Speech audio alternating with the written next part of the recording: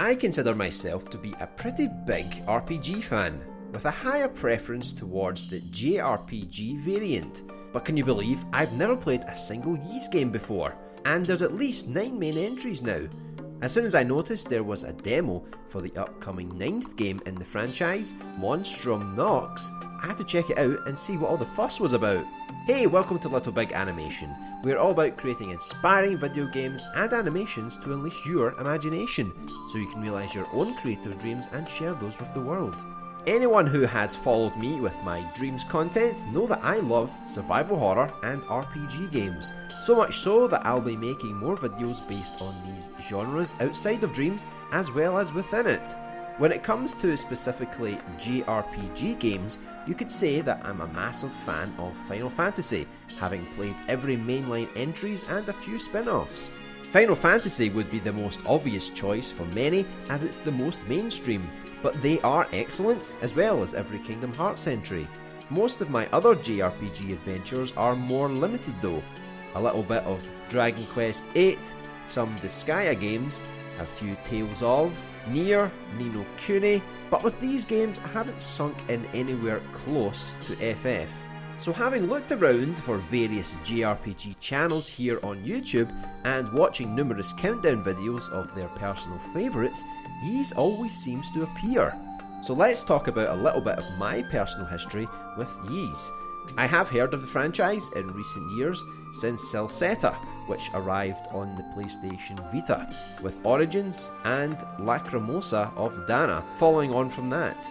I had the Vita, it was a wonderful handheld, extremely underrated, it just lacked games and official support from Sony. But I am ashamed to say I never picked up Celceta on the Vita, and I believe the other Ys games are available on the Vita too. I did however buy the Ys 1 and 2 collection for PSP, which I can play on the Vita, but I just never got around to giving it a shot.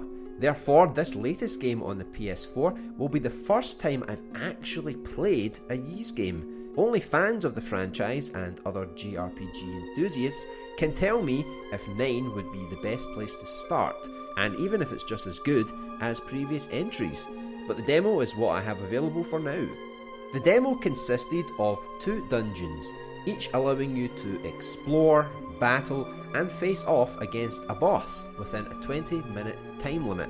The time limit itself was quite annoying, but I guess if you really wanted, you could speedrun it and see more. But to be honest, I felt like I'd seen enough to get a grasp on what the game is about. The first thing you'll sadly notice are the graphics. They are obviously nothing to shout about, and not to offend anyone, but they look pretty dated. They could easily be considered low-end PS3 tech if I'm being quite blunt. What also doesn't help is that the environments are very grey and muddy in appearance. I'm not a gamer who is too concerned with graphics, but it's definitely something to note as it doesn't give off the most attractive feel. But if you give the game a chance, you'll find that the gameplay is clearly where the satisfaction lies. Extremely reminiscent of the combat from the Tales games, mixed with the freedom of Kingdom Hearts. It is a pure action RPG with special ability commands, which recharge pretty quickly, so you'll be using them often. The demo portions were extremely easy. I don't know if that's down to the fact that this is a finely tuned demo, or if the games are generally easy unless you deliberately play on the harder modes. I was wiping out enemies with ease. Each of the 3 characters at your disposal, especially when used together, can overwhelm any foe, making them surprisingly OP. The fact that you can dispatch enemies so rapidly kind of works in the sense that it makes the game flow, and as a result makes it much more fun to play through to avoid constant repetitive enemy sponges. I think a lot of JRPG games do this nowadays, try to speed up the smaller battles so you can level up and reach the next story point without becoming too exhausted with a long play session. Whilst playing, I couldn't help but notice similarities from my time with Genshin Impact, a very anime focused action JRPG with a party of 3 whom you can switch between on the fly. I did enjoy that game, and from what I've played of Ys, I can see myself enjoying it too. There is absolutely no story or any dialogue outside of combat, so I can't weigh in on this aspect as of yet. Again, I'm not sure if this has just been cut from the demo and saved for the full game, or if Ys has always been like this. An RPG which isn't too heavy with its cutscenes, and just lets you play and enjoy the combat and exploration, which is also a refreshing take.